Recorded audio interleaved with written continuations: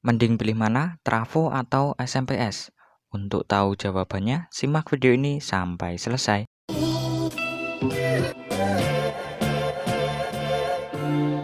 Di channel ini, saya banyak membahas tentang dunia elektronik, seperti power amplifier, aksesoris audio, dan masih banyak lagi. Jadi setelah nonton video ini, nanti bisa cek menu video channel ini, karena sudah ada puluhan video atau bahkan sekarang lebih yang barangkali ada video-video yang kalian butuhkan. Oke?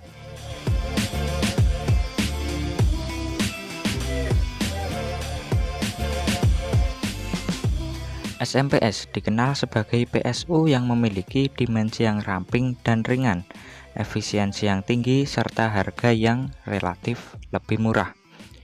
Di samping itu ada trafo yang memiliki rangkaian sederhana dan sudah menjadi andalan para teknisi atau penghobi elektronik dalam merakit sebuah perangkat audio, khususnya power amplifier. Namun dari berbagai kelebihan dari masing-masing PSU tersebut, pastilah ada kekurangannya. SMPS sendiri memiliki kekurangan, yaitu rangkaian yang rumit dan kompleks, sehingga jika terjadi kerusakan, tidaklah mudah dalam proses perbaikan, kecuali memang paham tentang seluk-beluk SMPS. Dan untuk trafo, pastinya Anda juga sudah tahu ya, yaitu memiliki kekurangan bobot yang berat serta harga yang relatif lebih mahal. Juga masih membutuhkan tambahan rangkaian penyearah dan filter tegangan yang terdiri dari dioda dan elko. Untuk elko ya tahu sendirilah, harganya juga tidaklah murah. Sehingga mungkin dari kelemahan kedua power supply ini menjadi penyebab kita ragu dalam memilih menggunakan PSU mana yang lebih unggul. Sebenarnya mau milih trafo ataupun SMPS, keduanya memiliki fungsi yang sama, yaitu sebagai penyuplai daya suatu perangkat elektronik. Dan pastinya sama-sama bagus dan awet juga. Namun harus dipastikan bahwa produk atau barang tersebut memang berkualitas dan kita gunakan sesuai dengan kemampuan dan peruntukannya. Kemampuan yang saya maksud begini. Ya seumpama jika saya punya trafo katakanlah 3 ampere, yang idealnya trafo 3 ampere ini hanya mampu untuk menyuplai sebuah power amplifier dengan daya maksimal 60 watt. Ya jangan sekali-kali kita gunakan untuk menyuplai atau menghidupkan sebuah power amplifier berdaya 2000 watt misalkan. Ya dalam beberapa saat bisa dipastikan trafo ini akan tewas. Apalagi jika trafo yang kita gunakan adalah trafo KW atau sering disebut trafo banci. Sama halnya juga dengan SMPS. Jika SMPS tersebut kita gunakan tidak sesuai kemampuannya, ya bisa dipastikan akan cepat rusak juga.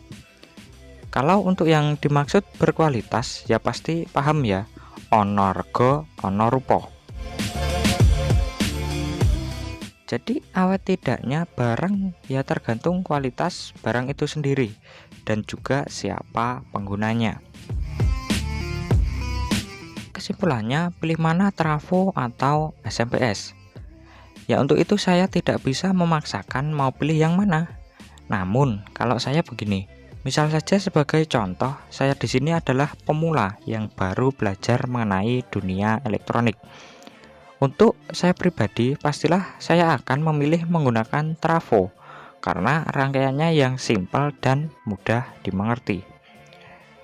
Dan seumpama jika saya memilih memakai SMPS, maka yang jelas saya harus paham dan mengerti cara merakit SMPS itu sendiri. Padahal dalam proses merakit ini tidaklah mudah seperti membalikkan telapak kaki.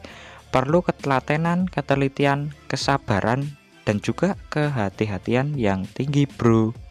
Tapi beda cerita kalau kita beli produk jadi, karena kita nggak perlu pusing-pusing mikirin cara ngerakitnya.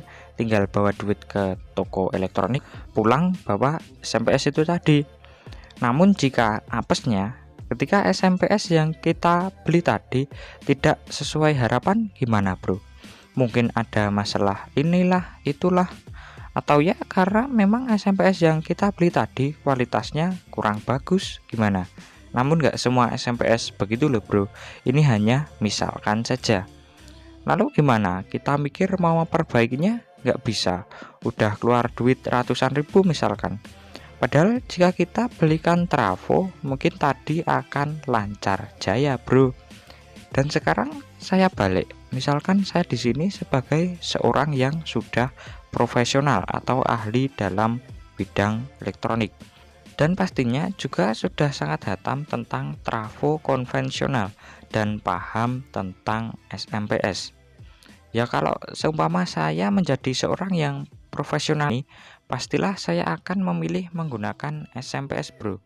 Ya alasannya sederhana, karena jika terjadi trouble atau kendala pada SMPS tersebut, pastilah seseorang yang sudah profesional ini akan sangat mudah menganalisa kerusakan dari SMPS tersebut dan juga sangatlah mudah dalam proses memperbaikinya. Intinya, jika memang sudah paham betul tentang SMPS, ya wajib hukumnya pilihlah SMPS. Namun jika belum paham mengenai SMPS, ya sabarlah, pelajari dulu agar nanti tidak rekoso dewe. Oke, mungkin segitu dulu. Jika ada yang salah mohon dikoreksi, dan jika ada pendapat lain bisa tulis di kolom komentar. Jangan lupa subscribe dan share video ini jika bermanfaat. Matur nuwun.